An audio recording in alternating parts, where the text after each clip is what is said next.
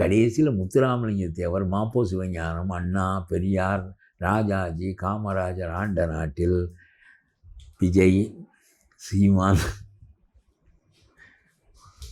OPS மாதிரி பெரிய என்ன இதெல்லாம் கேட்கவே செய்தித்தாளை பிரித்தா உமட்டுது. எதுக்காக உமட்டுதுன்னா அவ்வளவு தகுதியற்ற பேச்சுக்கள் வருகின்றன. யார் எதை சொல்வார்கள் என்று. ஓபிஎஸ் போய் ரொம்ப வருத்தப்பட்டேன். எனக்கு ஓபிஎஸோட நல்ல பழக்கம் உண்டு. நல்ல மனிதர் அவர், நல்ல மனிதர், பழகுவதற்கு நல்ல மனிதர், இயல்பாக இருப்பார். ஆனால் அவர் போய் திமுக ஆட்சி சிறப்புன்னு சொல்லிட்டு வந்துட்டார். அப்படின்னா மறுபடியும் வரட்டும் என்று தானே பொருள்.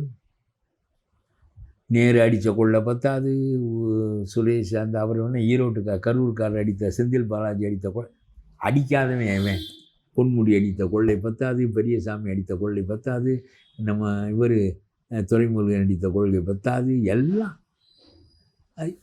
சிறந்த ஆட்சி.